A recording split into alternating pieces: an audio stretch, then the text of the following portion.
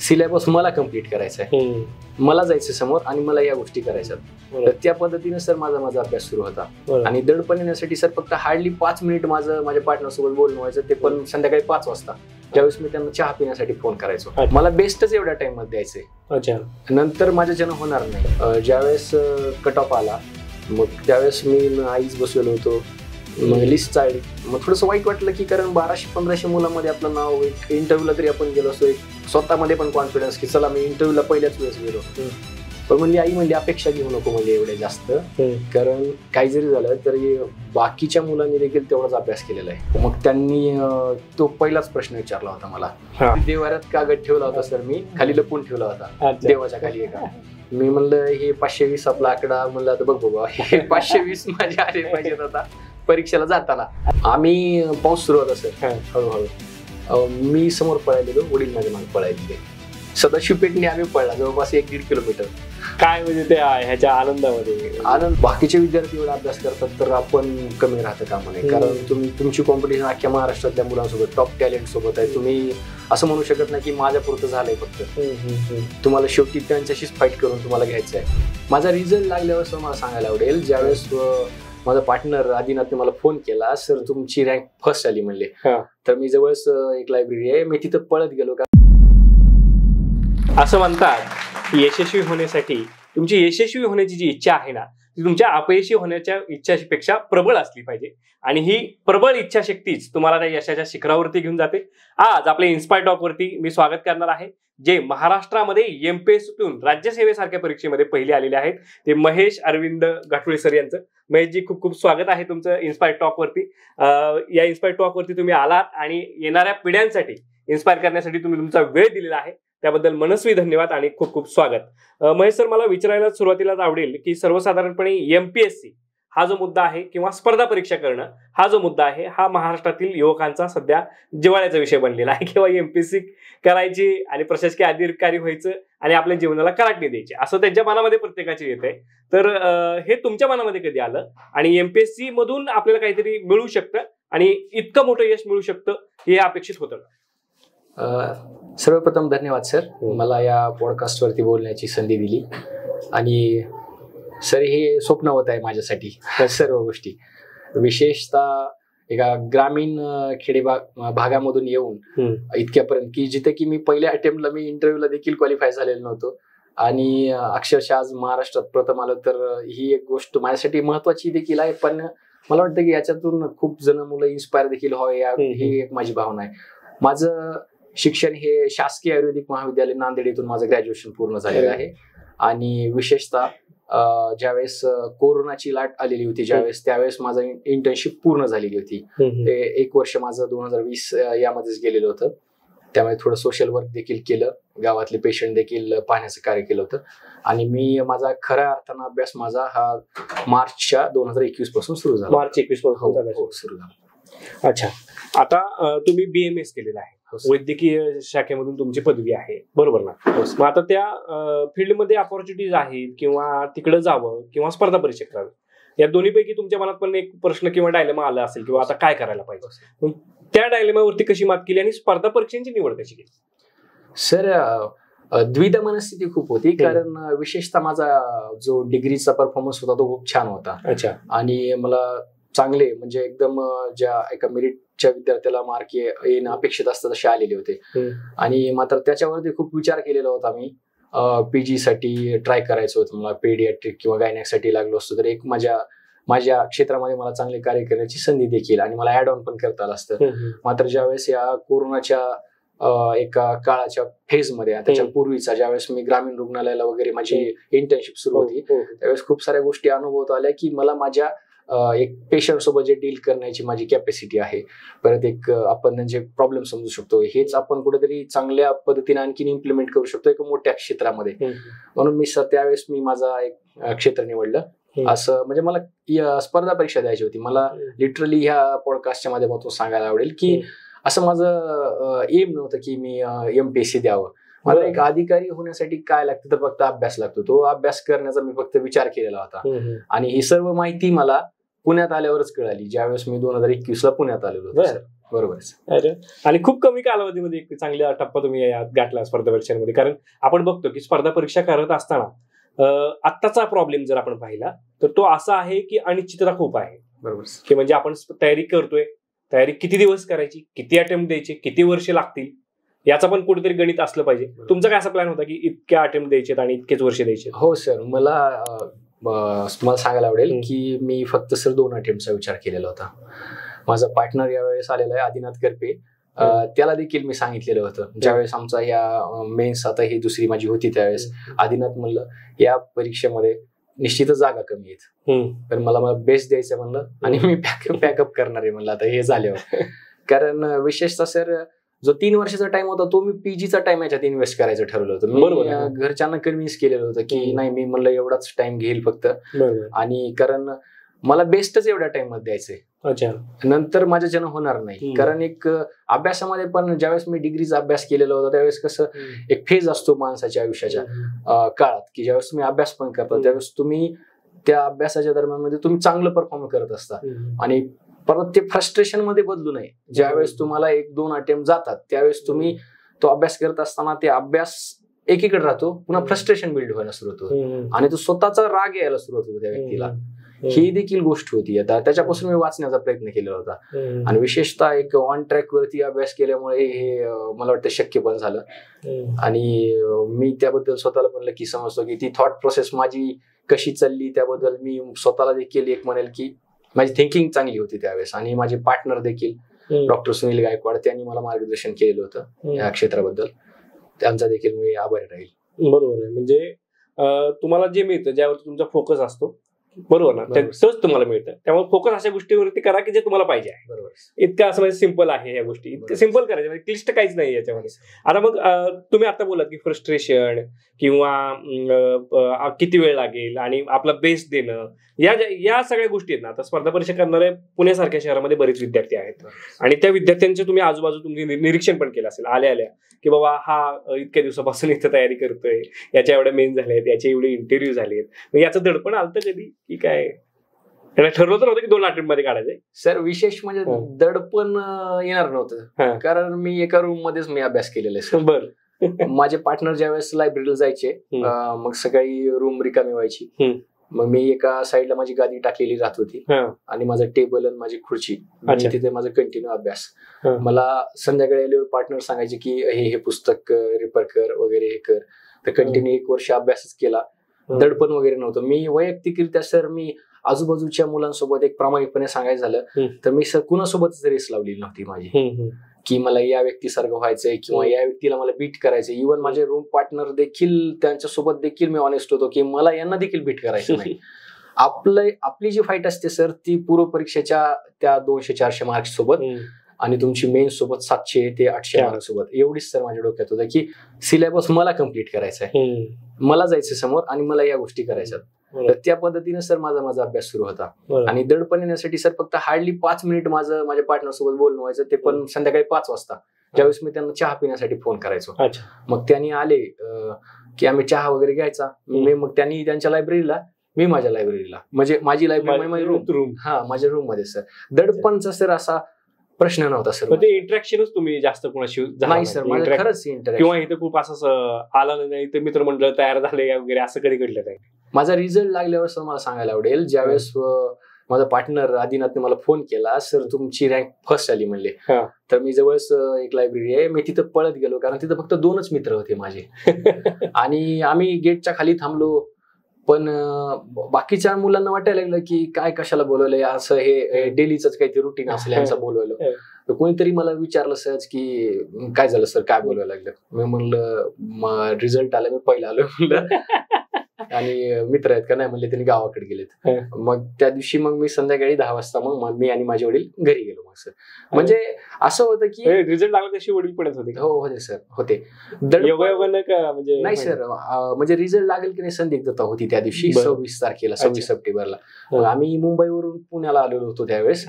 मग म्हणजे असंच की रात्रीचं तिकीट बुक केलेलं होतं, मग थोडा टाइम होता, आमचं होतं सुरू होईल का नाही. मग आम्ही थोडंसं मार्केटमध्ये पण गेलो, काही गोष्टी घ्यायच्या होत्या. तेवढ्या वेळातच समजलं रिझल्ट लागला म्हणून. मग पहिला आलो. वडिलांची काय प्रतिक्रिया होती? वडील सोबत होते? आम्ही पाऊस सुरू होता सर. हळूहळू मी समोर पळालेलो, वडील माझ्या मागे पळालेले. सदाशिव पेठने आम्ही पळला जवळपास 1-1.5 किलोमीटर. काय म्हणजे त्या ह्याच्या आनंदामध्ये माझ्या आईला फोन केला होता. माझा फोन सुरूच कानाला, आणि आई शेतात सर त्यावेळेस सोयाबीन गोळा करत होती. तिकडे पाऊस सुरू होता, सोयाबीन गोळा करणं सुरू होतं. मग ते तिथून तिनं घरी पळत म्हणजे आम्ही तिघ जण तीन स्पॉटला आमचं पळलं सर.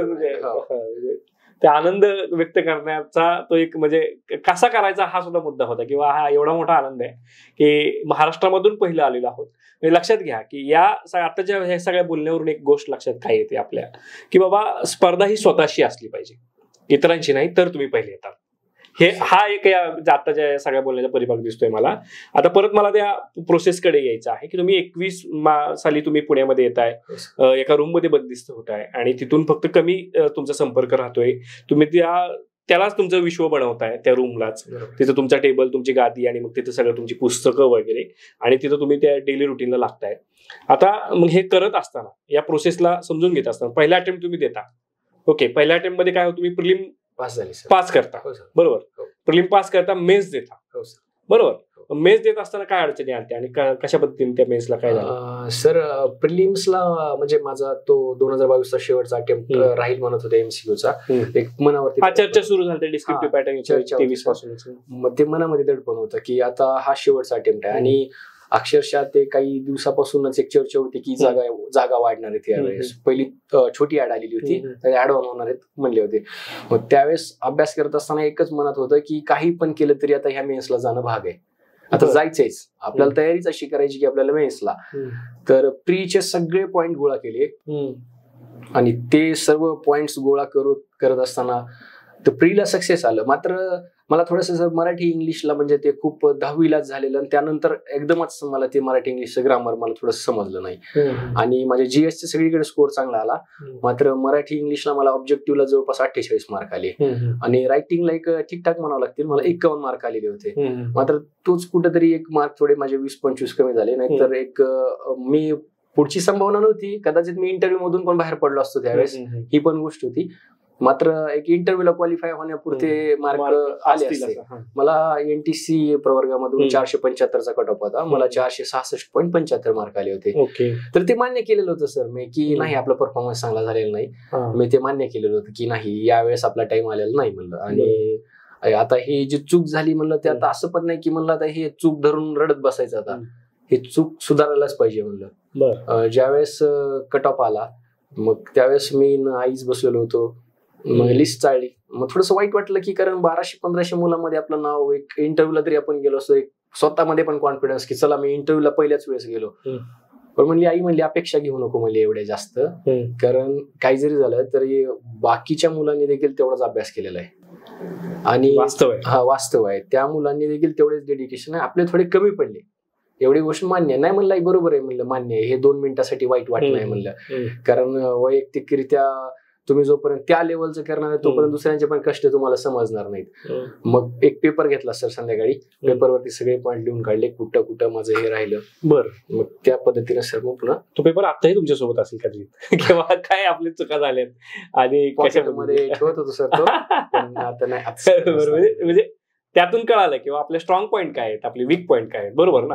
आणि मग त्यातून तुम्ही ते रेक्टिफाय करत गेलात की बाबा आता या मेन्स मध्ये आपल्याला कळलं. कारण याद्या तुम्ही 2 बघितल्या, एक 22ची यादी बघितली की ज्यामध्ये आपलं नाव नाही, आणि एक 23ची यादी बघितली ज्यामध्ये पहिलं नाव आहे, बरोबर. या 2 याद्या आहेत. मग हा जो प्रवास आहे, हे या यादीतून नाव नसणं आणि या यादीमध्ये पहिलं येणं, यामध्ये आपले तुम्ही आता चुकांकडे फोकस करायचं ठरवलं. ती पेपर घेतला, त्यावरती लिहिलं की या मेन्सला आपलं काय काय कमी पडलोय आपण, आपल्या त्या खामिया म्हणून आपण त्यांना, आणि मग त्याच्यावरती आपण ते आता उत्तर शोधत गेलाय. मग ही शोधण्याची प्रोसेस होती. यामध्ये कसं म्हणजे स्वतःला काय समजावलं किंवा काय शोधलं नेमकं तुम्ही? सर जे इंग्लिश आणि मराठीच्या ग्रामरला मार्क गेलेले होते, तर तिथं मला एक गोष्ट लक्षात आली की मला कोर जे कन्सेप्ट असतात ते समजले, त्याच्यावरती मार्क आले होते. पण माझे मार्क गेले होते वोकॅब्युलरीसाठी, जो शब्दसंग्रह असतो, समानार्थी विरुद्धार्थी, इथं गेलेले होते. मग तिथं थोडं मला कळालं की थोडं पाठांतर कमी आहे. मग त्या सर्व गोष्टी एक केल्या होत्या. परत मला एक कळालं की माझा GS फर्स्ट भारी गेलेला होता, त्याच्यावरती जास्त फोकस करण्याची गरज नव्हती मला. GS 2 ला मला लक्षात आलं की माझे कोर पॉलिटीचे खूप सारे क्वेश्चन चुकलेले होते, पाठांतराचे पाठांतराचे, आणि असे पण की एक दोन की एक ज्या विद्यार्थ्याचा चांगला अभ्यास असणार आहे त्यांच्या कॉम्पिटिशन मध्ये त्यांना ते सहज आले असतील, पण मला आलेले नव्हते. मग तिथं मला विचार केला की ह्या गोष्टी पण मला एक थोडस करावं लागणार आहेत. परत कायद्यामध्ये पण मला थोडस ते डिसिजन मेकिंग मध्ये मला थोडं समजलं नाही की वरीलपैकी सर्व कोणते असतात, तर ते मला थोडस वाचण्यात पण आहे नाही, वरीलपैकी सर्व त्या टॅब मध्ये थोडस. आणि प्रत्येक पेपर मध्ये सर एक माझी चूक झाली होती की तो पहिला अटेम्प्ट असेल म्हणा, किंवा थोडंसं मनावर दडपण पण घेतलेलं होतं मी की बाबा आता शेवटचीच मेन्स होणार आहे. तर त्यावेळेस सर माझे कॉमन सेन्सचे जे 4 मार्क्स असतात प्रत्येक पेपर मधले, ते 4 कॉमन सेन्सचे चुकले होते, सिली मिस्टेक. आता ते सर सर्व पेपरचे जर केले तर ते 24 मार्क्स होतात. बरोबर. आणि खूप मोठा डिफरन्स आहे. 24 मार्क तुमची डिसाइडिंग? हो सर, 24 मार्क. एक मार्क काउंट होतो. हा सर, तो एक होता फॅक्टर. तर मी एक ठरवलं होतं की आता आपल्याला एक्स्ट्रा तर करायचंच, पण हे जे सिली मिस्टेक घालवल्या गोष्टी होत्या की ज्या आपल्या हातातल्या होत्या त्यावेळेस आपल्याला मिळाल्या नाही, त्याला यावेळेस घ्यायच्या. बरोबर. आणि अजून काही ऍड ऑन गोष्टी करायच्या. मग आता दुसऱ्या वेळेस ज्यावेळेस मेन्स देत होतात त्यावेळेस हे टार्गेट होतं की किंवा चांगले स्कोरचं काय असं डिफाईन केलं होतं की एवढा स्कोर काढायचा? स्कोर बद्दल सर एक आता 2 वर्षापासून खूप मेरिट हाय जात होतं. तर एक गोष्ट होती की थोडस त्याच्यामध्ये एक डोक्यात होतं की बाबा आपल्याला आपल्या कास्ट मधून जरी पोस्ट घ्यायची झाली तरी आपल्याला 520 तरी मार्क घ्या. कारण कॉम्पिटिशन एवढं फिअर्स आहे आता या पॅटर्न वरती, आणि बाकीचे विद्यार्थी एवढा अभ्यास करतात तर आपण कमी राहतं कामा नये. कारण तुमची कॉम्पिटिशन अख्ख्या महाराष्ट्रातल्या मुलांसोबत, टॉप टॅलेंट सोबत आहे. तुम्ही असं म्हणू शकत नाही की माझ्या पुरतं झालंय फक्त. तुम्हाला शेवटी त्यांच्याशीच फाईट करून तुम्हाला घ्यायचं आहे. तर त्यावेळेस एक 520 टोटल डोक्यात होतं. तो आकडा कसा मिळाला होता की आधीचे टॉपर्सचा तो आकडा होता? तुमच्या आधी जो टॉपर होता तो सलग 2 वर्ष टॉपर आला? हो सर. आमच्या वेळेस 2 वेळेस टॉपर पण आलेले होते. मग एक गोष्ट होती की ते 2 वेळेस येऊ शकतात, आपण पोस्ट का घेऊ शकत नाही? 2 वेळेस टॉपर येऊ शकतात, आपण आपल्या कास्ट मधून तरी पोस्ट घेऊ शकत नाही, एवढी गोष्ट होती. आणि 520चं एक टार्गेट कसं सम्मानजनक स्कोअर म्हणतात त्याला, तशा टाईपचं होतं की बाबा तुम्ही इंटरव्ह्यू मध्ये 60 पण ऍड केले तर तुम्ही तुमच्या कास्ट मध्ये रेसमध्ये राहतात, ही गोष्ट होती. आणि मग ते एक थोडं सॅच्युरेशन लेवल 500ची पार करून तुम्ही पुढे आलात तर ते 20 मार्क इंटरव्ह्यूला तुम्हाला महत्वाचे येतात. तर ते खूप सारे लिस्ट पण पाहिल्या होत्या मी की नाही म्हणलं हे एवढे मार्क. आणि मला या सांगायला आवडेल सर, याच्यात अतिशोक्ती नाही, मी माझ्या 520 मार्क लिहिले होते आणि मी ते देवाऱ्यात कागद ठेवला होता. आपल्याला देवाऱ्यात कागद ठेवला होता सर, मी खाली लपून ठेवला होता देवाच्या खाली एका. मी म्हणलं हे 520 आपला आकडा, म्हणलं आता बघ बाबा हे 520 माझे आले पाहिजेत आता परीक्षेला जाताना. आले किती सर? माझे आता 532 मार्क आले. क्या बात आहे. म्हणजे आधीचा जो डबल महाराष्ट्र केसरी होता आता हा असा होता महाराष्ट्र केसरी, सगळे रेकॉर्ड तोडले त्यांनी. अशा पद्धतीचा हा मार्कचा स्कोर आहे, खूप चांगलं. आणि आता परत येऊयात आपण त्या प्रोसेसकडे, कारण आता आपल्याला माहिती आहे की 2025 पासून डिस्क्रिप्टिव्ह पॅटर्न येतोय आणि हा जो पहिला पॅटर्न वस्तुनिष्ठ बहुपर्यायी पद्धतीचा आहे मेन्सचा. आणि आता बरीच मुलांची ही शेवटची मेन्स खरंच असणार आहे. तुमच्या वेळेस ती चर्चा होत्या, आता ती वास्तव असणार आहे. तर अशा या मुलांसाठी की जे आता हे मेन्स देतील, शेवटची मेन्स देतील, त्या मुलांसाठी तुम्ही काय सांगाल? आणि आपण ती सुरुवात करू अगदी सुरुवातीचा आपला जो डिस्क्रिप्टिव्ह पेपर आहे मराठी इंग्रजीचा, तिथपासून. म्हणजे त्यात ऑब्जेक्टिव्ह आणि ऑब्जेक्टिव्ह शेवटचा तुमच्या मेन्स मधला तो पहिला पेपर लँग्वेजचा. ऑब्जेक्टिव्ह साठी डिस्क्रिप्टिव्ह साठी सर मला काय वाटतं की तुम्ही एक 5-5 दिवसाच्या किंवा 6-7 दिवसाच्या अंतराने तुम्हाला एखादा निबंध लिहायला पाहिजे. तुम्ही लिहिण्याची प्रॅक्टिस. आता मी डॉक्टर असल्यामुळे गोष्ट कशी होती सर, आम्हाला इंटर्नशिपच्या वेळेस आम्ही ते उभे राहूनच आम्ही लिहित होतो. कुठला पण पेशंट आला ते थोडंसं हस्ताक्षर पण बिघडलेलं होतं, तर ते नीट करण्यासाठी पण मला टाइम लागला, कारण ते खूप फास्ट असते आमची स्पीड. तर ते मला हळूहळू थोडंसं, आणि थोडंसं अक्षर पण एक असं नाही की आपल्याला एकदम स्वच्छ काढायचं, पेपर चेकरला कळावं, त्या पेपर चेकरला कळावं. ते फक्त तुमचं आधी मेडिकल, विशेषतः तुमचे ते जे अर्धविराम स्वल्पविराम असतात ते तुम्ही थोडेसे असे डार्क केले पाहिजेत, मला असं वाटतं. बरं, वैयक्तिक माझं प्रेझेंटेशन चांगलं, प्रेझेंटेशन असावं, तुम्ही थोडं सुटसुटीत लिहा. आणि विशेषतः मला वाटतं की एक 4 पेजेस तरी निबंध एक सफिशियंट आहे लिहिण्यासाठी. आणि कोणते विषय असे काय की या विषयांचं सर मी वैयक्तिकरित्या जर माझं म्हणेल तर सर जे करंट मध्ये ज्या गोष्टी होत्या तेवढ्याची तयारी केलेली होती. आणि विशेषतः असं आहे की आता आपण ज्यावेळेस पुण्यामध्ये फिरतो त्यावेळेस चर्चामधून पण आपल्याला कळून येतात की कितीतरी टेलिग्राम ग्रुप असतात की हे विषय संभाव्य आहे. पीवायक्यू पण आता पीवायक्यू पण की आणि आपण पाहिलं तर जे वैचारिक आहेत ते पीवायक्यू मधून थोडेसे रिपीट पण झालेले आहेत काही वर्ष. म्हणजे तोच एक कंटेंट मात्र थोडासा विषय टर्न मात्र तुम्ही लिहू. शेतकरी, महिला किंवा अजून बालक किंवा मग आत्महत्या यांच्याशी संबंधित असणारे विषय फक्त थोडस ट्रॅक चेंज होऊन येणार प्रश्न. तर ते मी थोडस रायटिंगला थोडा वेळ जाईल म्हणून मी मोबाईलवरतीच काय करायचं ते टाईप करायचे. मग त्याची सुरुवात जी असेल ते निबंधाचं नाव लिहायचं. मग ते काही पण शीर्षक येऊ शकणार ना. तर त्याच्यामध्ये मी त्याची सुरुवात लिहायचो आणि शेवट एक लिहायचो आणि मध्ये मग फक्त पॉइंट लिहून ठेवायचे. मी ते मोबाईलवरतीच करायचं. त्याचं पीडीएफ करून मग मी प्रिंट काढलेली होती.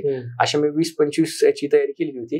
तुमचा सुरुवातीचा कोट असेल, मधात कुठे वापरायचं म्हणजे तुम्हाला एक परफॉर्मा माहित पाहिजे की तुम्हाला तिथे विषय जर ऑन द स्पॉट आला तो तर त्या पद्धतीने लगेच तुमच्या समोर. यावेळेस चंद्रयान आणि तो G20चा आमचा पार्टनर आमचा चर्चेत विषय होता. आमच्या दोघांची चर्चा झाली. मग ते त्याच्या पद्धतीने ते केलेलं होतं. नोट्स तुम्ही ऑलरेडी केलेली होती सर. ते ऍज इट इज तुम्ही ऍज इट इज त्या पद्धतीने ते थोडंसं एक योगायोग पण म्हणावं लागेल. मग चंद्रयान नाही लिहिला मी, G20 लिहिला त्याच्यात. आणि आधीच्या मेन्सला ज्यामध्ये मार्क दिले होते ते होते MCQ मधले ग्रामरचे वगैरे. ते कसं त्याला काय त्याच्यासाठी सर मी विशेषतः 2011 पासून सगळ्या प्रश्नपत्रिका घेतल्या. मग ते अक्षरशः कुठल्या पण असो, मग इंजिनिअरिंगचे असो, कारण ग्रामर आहे त्यांना पण एक 20 जरी क्वेश्चन आलेले असले तरी ते पण इम्पॉर्टंट आहे. आणि त्याच्यात एक महत्वाचं मला एक जाणवलं की आपण ज्यावेळेस उत्तर फक्त शोधतो की याचं सिनोनिम काय आहे तर आपण 4 पर्याय शोधतो. पण मला काय वाटतं की ते आजूबाजूचे पर्याय त्यांचे पण आपल्याला 3-4 पद्धतीचे म्हणजे एकाच शब्दाचे 4 अर्थ असतात. आपण एका शब्दापुरते राहतो त्याच्यावर. आणि मला एक ऑब्झर्व झालं की आयोगानं काय केलेलं आहे की एका सिनोनिम त्याचं खाली पर्याय दिलेला आहे. आता आपल्याला तो माहित झाला तर त्याला सुद्धा आणखीन 4 शब्द असतात ना जवळचे. जवळचे. तर त्या जवळच्या वरती विचारलेले नंतर. म्हणजे ही अशी गोष्ट आहे की तुम्हाला त्याच्यातूनच विचारलं गेलेलं आहे. मात्र तुम्ही फक्त एवढं तुम्ही सर्च केलं नाही की बाबा या गोष्टी. तर मी ते गुगल केलं सर सगळं. अच्छा. गुगल केलं मोबाईलवरती कंटिन्यू ते गुगल करायचं, बघायचं, ते लिहायचे. एका शब्दाचे जवळपास 5-5 अर्थ काढलेले होते. बरं. आणि ते सर्व रिव्हिजन मारलं. त्याचा बेनिफिट मग तिथं झाला. बेनिफिट सर म्हणजे 48 वरून 75.75 झाले. काय वाटते. आता पुढे येतो आपण GS1 कडे.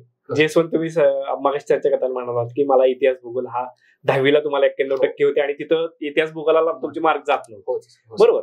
ते GS1 ती आवड मुळातच तुमच्यात होती. पण आता ज्यावेळेस तुम्ही आवड असणं वेगळा मुद्दा आहे आणि स्पर्धा परीक्षा करणं हा वेगळा मुद्दा आहे. मग त्याचे इतिहास भूगोल हा वेगळा आहे. बरोबर. त्याची कशी तयारी केली सर? सुरुवातीला कसं म्हणजे आपल्याला तो काळानुक्रम असतो तो महत्वाचा आहे सर्व लक्षात घेण्याचा. आणि आता खूप सारे मार्केटमध्ये बुक पण आहेत की त्याच्यात तुम्हाला ते डिस्ट्रीब्यूट करून पण दिलेलं आहे. मात्र आपल्याला ते पुस्तक वाचत असताना आपल्याला एक लक्षात आलं पाहिजे की आपण सगळे पॉइंट्स कव्हर केलेले आहेत का. जसं आता मराठवाडा मुक्ती संग्रामचं होतं आता गेल्या वर्षी 75 वर्ष होतं. तर त्याचे 4 क्वेश्चन्स आलेले होते. आणि विशेषतः जे मी युज केले स्पर्धा परीक्षेचे पण मग अवांतर वाचनाचं एक पुस्तक होतं माझं. कोणतं? ते मला आय थिंक कटारे सरांचं पुस्तक होतं. ते मी खूप आधी घेतलेलं होतं. तर त्यामध्ये मराठवाडा मुक्ती संग्राम मधले डिटेल दिलेलं आहे. तर त्याच्यातून 4 ते 5 प्रश्न यावेळेस आले होते. 4 होते. तुम्हाला ऑलरेडी तुम्ही ते तयार केलेलं होतं सर ते. आणि ऑलरेडी आणि असणार दुसऱ्या पण बुक मध्ये असणार आहेत.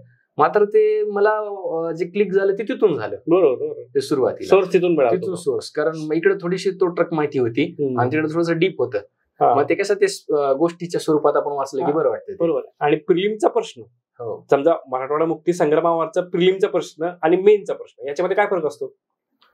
सर प्रिलिम्स आणि मेन्स मध्ये असं एवढं नाही. मात्र मेन्स मध्ये तुम्हाला थोडंसं डिसिजन मेकिंग किंवा तुम्हाला थोडंसं खोलात जाऊन विचारल्यासारखं की आणि विशेषतः खूप डीप जायचं. आपल्याला इकडे प्रीला सर एक गोष्ट आहे की आपल्याला क्वालिफाय व्हायचंय आणि मेन्सला तुम्हाला स्कोर आहे. कारण आपल्या शेजारी बसलेल्या विद्यार्थ्याचा जरी एक जरी आला तरी 0.25 ने देखील तुमची पोस्ट जाणार. बरोबर. क्लास 1 क्लास 2 होणार आहे.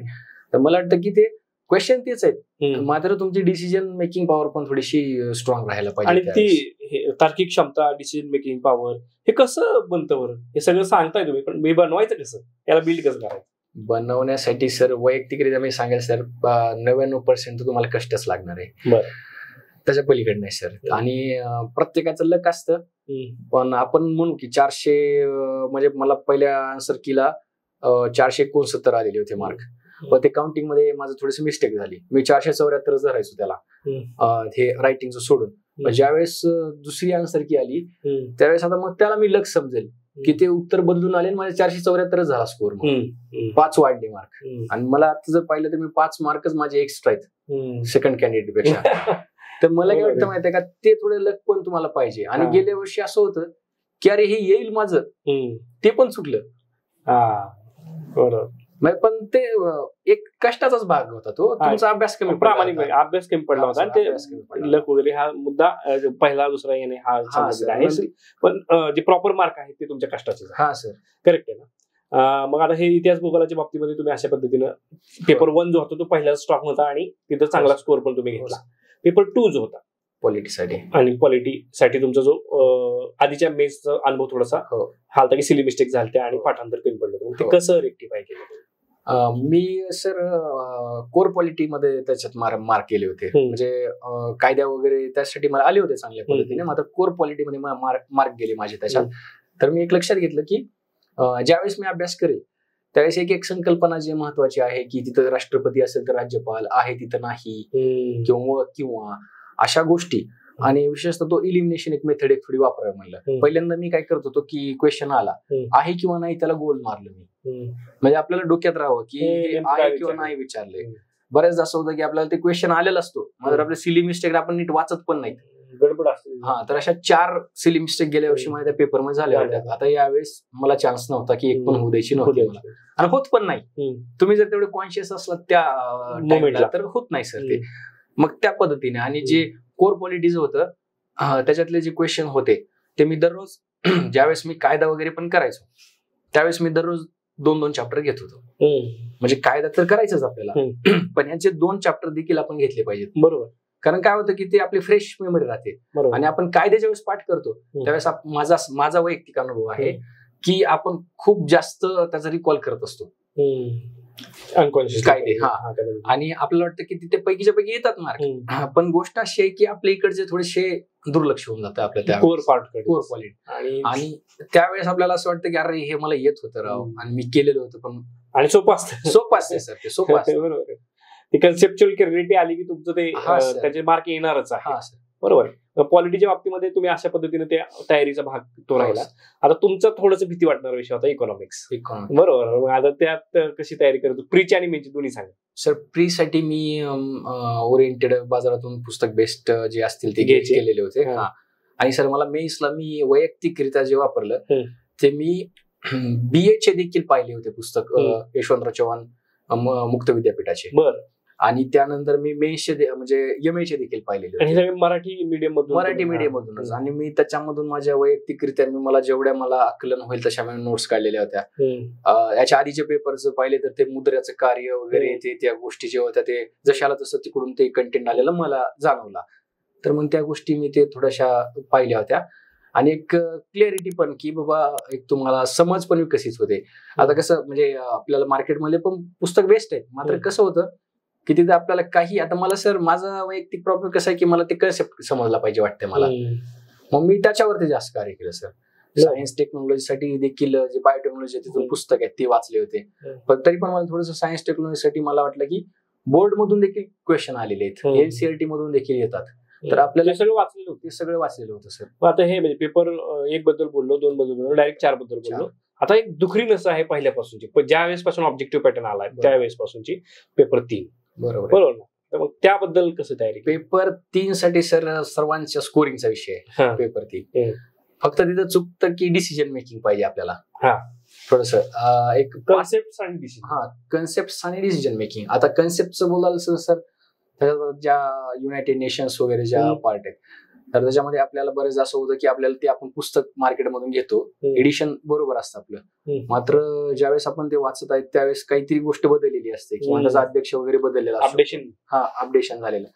तर मग मला त्याच्यात जास्त मदत काय झाली मी बुकमधून पण केलं आणि मी विकिपीडिया पण करतो त्यांची. अच्छा.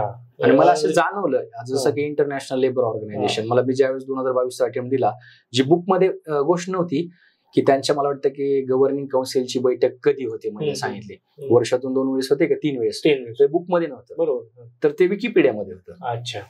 मग या गोष्टी आहेत की ते तुम्हाला थोडस ऍड ऑन केलं पाहिजे. या ऍड ऑन गोष्टीच तुम्हाला त्या चांगल्या स्कोर पर्यंत घेऊन जाण्यासाठी 520 क्रॉस करण्यासाठी फक्त तुम्ही तुमचे जे काही रेफरन्स मटेरियल सुचवतात लोक.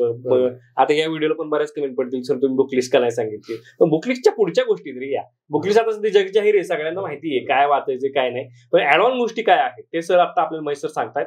तर त्या गोष्टींवरती तुमचा खरं फोकस राहिला पाहिजे. आणि जर शेवटचा अटेम्प्ट आहे तुमचा तर तुम्हाला या गोष्टी करणं मस्ट आहे. आता मला अजून एक महत्वाच्या मुद्द्याकडे यायचंय. बरेच मुद्दे आहेत त्यांची एकच वर्ड असते की एवढं सांगताय आमच्याकडे वेळ कुठे. सर आता वैयक्तिकरित्या मी सांगायला तसं तुम्हाला वेळ काढावाच लागणार आहे. गोष्ट अशी आहे की हे आपलं स्वप्न आहे आणि आपल्याला ट्राय करायचंय. आपण उद्या म्हणलो की मला वेळ जरी नव्हता तरी त्या गोष्टी एका लेवल पर्यंत चांगल्या आहेत किंवा तुमच्या विश्वात तुम्हाला आनंद देऊ शकतात की ही गोष्ट माझ्याच्यानं होत होती किंवा मी करू शकलो असतो. मात्र इप्स अँड बट्स मध्ये लाईफ चालत नाही. मी पास्ट मध्ये करू शकलो असतो किंवा फ्युचर मध्ये करू शकतो असं नाही. आपल्याला माझा मित्र एक होता की त्याने मला खूप सांगितलं, किरण मुतखेडे, त्याचं मला एक वाक्य लक्षात राहायचं. त्यानं म्हणला की तू आज काय आहेस हे विचारणार आहेत लोक.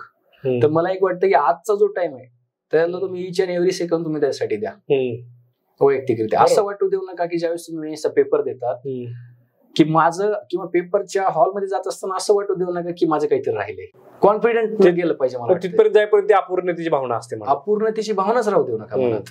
तुम्ही तिथे, मला तर वाटतं मी वैयक्तिकरित्या माझं सांगेल की मी जवळपास 20 ते 25 पेजेसचे फक्त मी घेऊन गेलेलो होतो सर मेसला. मी 2-3 पेजेस फक्त वाचायचो जाताना आणि आतमध्ये जाऊन किंवा चलत चलत इथे फिरताना मी पाहिलेलो सेंटरवरती गेलो. हा, पण मी एवढा विश्वास ठेवला होता सर यावेळेस. गेल्या वेळेस माझा जो अटेम्प्ट होता मी खूप हडबडीमध्ये दिला होता. मी अक्षरशः एक पुस्तक घेऊन गेलो होतो तिथं वाचण्यासाठी आणि ते उपयोगाचं नाही. मी पहाटे उठायचो आणि 4 वाजल्यापासून 3 वाजल्यापासून केलेलं होतं. आणि मला कळायला लागलं होतं की हे नाही, माझी मेंटॅलिटी बरोबर राहिलेली नाही. तो एक मुद्दा आहे. आणि अजून एक सगळ्यात महत्वाचा मुद्दा, बरं झालं तुम्ही काढलाय, तर हे खूप एक्झॉस्टिंग असतं. म्हणजे सलग 3 दिवस पेपर होतात, सलग दिवसभर असतो पेपर, सकाळपासून संध्याकाळपर्यंत शेड्यूल असतं आणि कुठेही मध्ये तुम्हाला सुट्टी नसते त्या 3 दिवसामध्ये. तर त्या 3 दिवसांचाच मुद्दा खरा आहे असं जाणवतंय महेशजी तुमच्या बोलण्यातून. तर त्या 3 दिवसाचं मॅनेजमेंट कसं होतं तुमचं?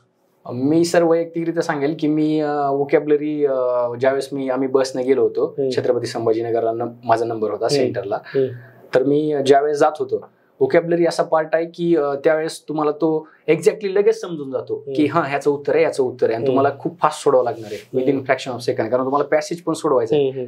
कधी कधी पॅसेज लेंदी येतो पण ते पण हातातले मार्क आहेत आपले. तर त्यावेळेस तुम्हाला तिकडे जे 1-2 सेकंद एक्स्ट्रा लागणार आहे ते तुम्हाला इकडे कमी करायचे. तर त्यावेळेस मी दिवसभर जे आधी पण मी 3-4 माझे रिव्हिजन पडले होते बुकला आणि माझ्या पण मी काढलेल्या नोट्सला, पण त्यावेळेस मी त्याला काय केलं होतं की जे मला अवघड वाटायलेत त्या गोष्टींना मी वेगळ्या पेननं हायलाइट केलेलं होतं आणि तेच जाताना मी पाहत गेलो होतो दिवसभर. आणि मग बिंदास रात्री झोप की नाही आता नाही काही, आता जाईपर्यंत विचार होता म्हणजे तिथं आपण रूम करेपर्यंत तिथं रात्री 8ला बंद करायचं म्हणून. मग त्यावेळेस केलं आणि दुसऱ्या दिवशी फक्त एवढं कॉन्फिडन्स ठेवलं की आपण एवढं वाचलेलं आहे, मग आपण या परीक्षेला मेन्सला आलात तर एवढी तर आपली पात्रता आहे ना की आपण ते प्रश्न बघितल्याच्या नंतर थोडं तरी डोकं लावू आपण की आपण असं आंधीमध्ये तर उत्तर लिहिणार नाहीत, नाही याचं हेच असणार आहे, याचं हेच असणार आहे म्हणून. मी सर ते वैयक्तिकरित्या मी थोडा कॉन्फिडन्स ठेवलेला होता की नाही, तिथं जरी थोडं कन्फ्युज झालं तर थोडं पर्याय पाहिल मी, थोडं 5 सेकंद तरी मला वेळ भेटणार आहे. आणि ते प्रत्येक पेपरला सर तेच माझ्या डोक्यात होतं की थोडं तरी आपण पाहू तिथे गेल्यावर. आणि असं नाही की कुठेतरी गेस आहे आणि असं ह्याचं हेच देतात ह्याचं हेच देतात उत्तर, एक्स्ट्रा डोकं लावायचं नाही सर. एक्स्ट्रा जे आहे काय म्हणजे तुम्ही स्वतः वस्तुनिष्ठ परीक्षा आहे तर तुमचे विचार सुद्धा वस्तुनिष्ठ असले पाहिजे, तितकं तुम्ही ऑब्जेक्टिव्ह असलं पाहिजे. आणि ते स्टेट ऑफ माइंड म्हणतो आपण त्याला, हे स्टेट ऑफ माइंड एकदम क्लॅरिटी असली पाहिजे. कॉन्फिडेंटली तुम्ही त्या एक्झाम सेंटरवरती गेले पाहिजे. एक्झाम हॉल स्ट्रॅटेजी ज्याला म्हणतात त्यातला खूप कोर मुद्दा तुम्ही आता सांगितला की एक्झॅक्टली होतं काय मुलांसोबत आणि त्याचाच फटका मग अभ्यास चांगला असून सगळी हुशारी असून बसतो. आणखीन एक सर मला पार्ट सांगायचा की ज्यावेळेस आपण सेंटरला जातो त्यावेळेस मोस्ट ऑफ द मुलांचं मी ऑब्झर्व केलं की ज्यावेळेस ते हॉलच्या बाहेर येतात त्यावेळेस एवढी एनर्जी वेस्ट करतात स्वतःची की ह्याचं उत्तर हेच होतं, ह्याचं उत्तर हे होतं, तू बघ ह्याचं उत्तर हे आहे, पहिल्या पेपरला, कुठल्या पण पेपरला. पण ही गोष्ट कुठेतरी टाळायला पाहिजे मला वाटतं. कारण हा ठीक आहे, तुमचे आजच उत्तर कळणार नाही, आजच आन्सर येणार नाही, कदाचित एक पेपर तुम्हाला बॅड गेलेला असू शकतो, पण दुसरा पेपर तरी आहे ना, तुमची ऑपॉर्च्युनिटी आहे ना. बरोबर. तर तो एक मुद्दा आहे. बरोबर. आता तुम्ही कसं, आता जमाना राहिला नाही तो खरं कसोटी क्रिकेटचा, पण कसोटी क्रिकेट बद्दल ते घेण्यासारखं असतं की तुमच्याकडे 5 दिवस असतात. त्या 5 दिवसातले 2 दिवस जरी तुमचे खराब गेलेले असले तरी तुमच्या 3 दिवसामध्ये तुम्ही मॅच जिंकू शकता. बरोबर आहे सर, बरोबर. अशा पद्धतीचा हा मुद्दा आहे आणि त्या मुद्द्याला धरून तुम्ही तयारी खरं तर केली पाहिजे. करेक्ट आहे सर, व्हेरी नाईस. आणि आता परत या सगळ्या प्रोसेसमधून तुम्ही मेन चांगल्या पद्धतीने दिलीत आणि मग आता राज्यसेवा सारखी परीक्षा आहे, मुलाखतीच्या सुद्धा मार्कांचं महत्व मोठं आहे आणि मग ते मुलाखतीची तयारी तुम्ही मुलाखतीला सर एक गोष्ट होती, तयारी केली होती. आता म्हणजे पूर्ण म्हणजे जिल्हा मी फिरलो होतो माझा, तिथले काही मायनर पॉइंट सगळे काढलेले होते, प्रत्यक्ष भेटी देखील दिलेल्या होत्या. आणि जे डिग्रीचं सर्वात महत्वाची एक गोष्ट आहे की ज्यावेळेस आपलं ग्रॅज्युएशन होतं आणि प्रत्येकाचं 1-2-3 वर्षाच्या नंतर प्रत्येक विद्यार्थी परीक्षा देत असतो, तर ते थोडंसं ग्रॅज्युएशनचं देखील आपलं वॉशआउट झालेलं असतं. तर मला एवढं वाटतं की ग्रॅज्युएशन बद्दल ज्यावेळेस आपण तयारी करतो त्यावेळेस एका सामान्य व्यक्तीला तुमच्या ग्रॅज्युएशन बद्दल कोणते प्रश्न पडतात ते महत्वाचं आहे. जसं की आता मी डॉक्टर आहे, तर मला एक प्रश्न होता की BMS डॉक्टर ॲलोपॅथी का करतात, एक साधा प्रश्न आहे, मग त्याच्याबद्दल आपण विचार केला पाहिजे. हा, तर त्याच्यात आम्हाला एक आणि तुमचं टेक्निकल उत्तर पाहिजे की असं नाही की बाकीचे जण करतात म्हणून ह्यानं करायला लागले, असं नाही. तर ते वेग आहे. तर त्याच्यात त्याचा असं आहे की महाराष्ट्र मेडिकल प्रॅक्टिशनर ऍक्ट 1961 आहे, त्याच्यातलं जे 3rd जे प्रकरण आहे, 3रं प्रकरण, त्याच्यातलं 25वं कलम, याच्यात महाराष्ट्र शासनामध्ये विशेषत्वाने परवानगी दिलेली आहे. मग ही जी, आणि मला हा प्रश्न विचारला देखील इंटरव्ह्यू, तो सेम होता, इतकी छान तयारी झाली इतकी, आणि तो आपल्याला कन्व्हिन्स, आणि म्हणजे की हा व्यक्ती उद्या तुम्ही प्रशासनात जाणार आहे तर तुम्ही, मला वैयक्तिकरित्या तरी वाटतं की आपण असे हे उत्तर जर आपण परफेक्टली केलं तर कॉन्फिडन्स बिल्ड होणार आहे. तुम्हाला त्या आधार असला पाहिजे, तुमच्या आधार असला पाहिजे बोलण्यासाठी. माझं माननीय रजनीश सेठ यांच्या पॅनल जवळ अध्यक्ष होते, मग त्यांनी तो पहिलाच प्रश्न विचारला होता मला, मी आणि तो तयार केलेली होती मी. आणि विशेषतः कॉमन मॅन सोबत तुम्हाला चर्चा करणं आवश्यक आहे. आता माझं शेती होती, तर ज्यावेळेस मी शेतमजुरांसोबत चर्चा केलेली होती काही गोष्टीची की ऊसतोड कामगाराचे काय प्रश्न असतात, तर त्यांनी सांगितले. मग त्याच्यात मी वैयक्तिकरित्या घेतला एक प्रश्न की माझ्या फील्डचं, की मी म्हणलं तुम्हाला जर कोयता लागला तर डॉक्टर असतो का म्हणलं तिथं, म्हणला डॉक्टर तर नसणारच आहे म्हणला, तिथं नसतो म्हणला डॉक्टर, म्हणला फर्स्ट एड किट सुद्धा नसते म्हणला, आम्हाला एक छोटा कुठला तरी तंबू असतो तिथं आम्हाला बसवलेलं राहते म्हणला, आणि आमचं ते मुकदम येणार, मुकदमवरती जिम्मेदारी असते आणि सोबतच कारखान्यावरती देखील, त्यांनी सांगितलं मला. पण म्हणलं मग ते करतात का, तर नाही म्हणला करत नाहीत म्हणला, ते मेडिकल विमा असतो ते सुद्धा आमचा उतरत नाहीत म्हणला, हे पैसे यांच्या यांनीच खातात, कुणी मधलं व्यक्ती असेल तर ते, म्हणजे त्याचे जे स्वतःचे अनुभव होते. मी म्हणलं मग असं कसं, म्हणलं मग ती मशीन का परवडत नाही म्हणलं आपल्याला, म्हणलं ऊस तोडायला. मग त्यानं सांगितलं मला वाढ उरत नाही म्हणला, जनावराला खाण्यासाठी चारा पण पाहिजे, शेतात छोटे छोटे शेत असते त्याला वाटच नसते जायला. मग हे झालं पुस्तकाच्या आउट ऑफ पुस्तकाचे कंटेंट. आणि मला तो प्रश्न विचारला तुम्ही, मी म्हणलं तुम्हाला आवडतं का, म्हणलं सर माझ्या शेतीत मला काम करायला आवडतं म्हणलं, आणि हे जेन्युइन होतं. मग त्यांनी सांगा म्हणले ऊस तोड, तुमच्याकडे तर ऊस येत आहे म्हणले, मग कसं म्हणले, ते आता एवढ्या मशीन आल्यात म्हणलं तरी पण माणसं का तोडतात. मग हे सांगितले रिझन. मला वाटतं की त्या गोष्टी पण तुम्हाला एक चांगल्या पद्धतीने, कदाचित माझं तुझं तिथे त्या टाइमला थोडंसं प्रेझेंटेशन कमी असेल, मात्र सम्मानजनक मार्क आले, 62 मार्क आलेले आहेत मला. किती आले? 62 आले. अरे वा, खूप चांगले मार्क आहेत खरं तर. आणि किती वेळ चालला तो इंटरव्ह्यू?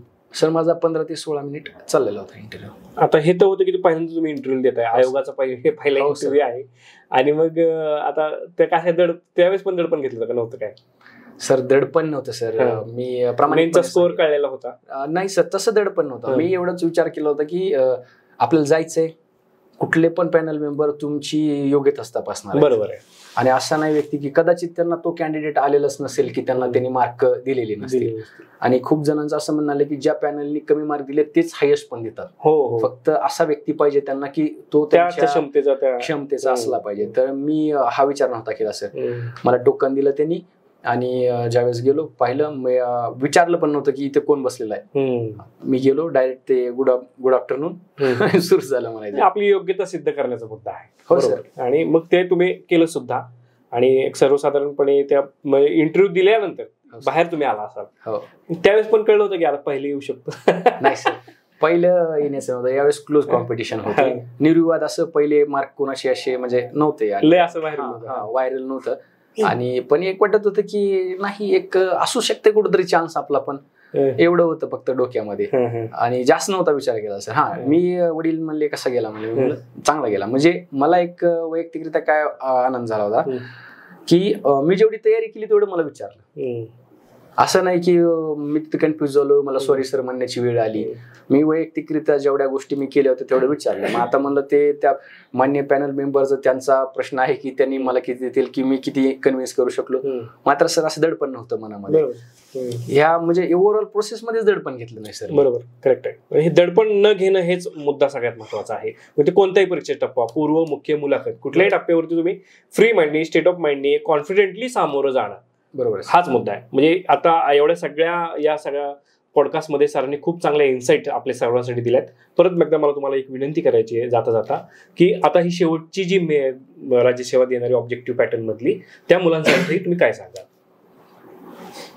सर आता मी शेवटची जी तयारी करणार आहेत, मी एकच शब्द म्हणेल त्यांना, आणीबाणी. आता ही आणीबाणीची परिस्थिती आहे. आणि आणीबाणीमध्ये आपण वेळेचा विचार करायला नाही पाहिजे, मला एवढं वाटतं. कारण आज आपण आपल्या आयुष्याचे हे जे क्षण आहेत, आपण हे उमेदीचे वर्ष याच्यासाठी देत असतो. तर वैयक्तिकरित्या हा अटेम्प्ट मध्ये आपण ज्यांनी प्रयत्न करणार आहेत ते व्यक्ती तर लागणारच आहेत. पण असं नको वाटायला की जे आजूबाजू की त्यांचा वैयक्तिकरित्या थोडासा आता कॉन्फिडन्स डाऊन झालेला आहे. पण मी त्यांना सांगेल की बाबा, एक ग्रामीण भागामधून मी येऊन माझं स्वप्न देखील असं एवढं क्लिअर नव्हतं. मी इथं ज्यावेळेस या गलीत आलो त्यावेळेस मला असं वाटलं होतं सर की एवढी गर्दी पाहून की मी 1 महिन्यामध्ये निघून जाऊ सर. हे प्रामाणिकपणे गोष्ट होती माझ्या मनात. मात्र एकच होतं की नाही, पळून जायचं नाही, लढायचं. ही गोष्ट आहे की तुम्ही एक वैयक्तिकरित्या आत्मविश्वास तुमच्या मनात ठेवणं आवश्यक आहे. आणि शेवटचा असो, फर्स्ट असो, कितवा का अटेम्प्ट असो, तुम्हाला लागण्यासाठी एकच अटेम्प्ट पाहिजे. करेक्ट आहे. तुमचं नशीब या अटेम्प्ट मध्ये असेल तर ते कोणीच तुमचं काढून घेणार नाही. फक्त तुमचं कष्ट करणं तुमच्या हातात आहे. बरोबर, मला एवढंच सांगायचं. बरोबर. आणि हा सगळ्यात महत्वाचा संदेश आहे की विनर्स हॅव नो एक्सक्यूज. विजेत्यांकडे कारण द्यायला कुठलीही कारण नाही, ते फक्त विजेते असतात. आणि असाच एक विजेता आज आपल्याला इन्स्पायर टॉक वरून इन्स्पायर करून गेलाय. तर नक्कीच तुमच्यातील काही लोकांचं यामधून इन्स्पिरेशन मिळून आयुष्य बदलू शकतं आणि चांगलं यश सुद्धा मिळू शकतं. महेशजी, खूप खूप धन्यवाद. तुम्ही इथं आलात आणि तुमचे थॉट्स, तुमचे सगळे अनुभव इथे शेअर केलेत आणि त्याचा फायदा या महाराष्ट्रातील विद्यार्थ्यांना होईल. थँक्यू.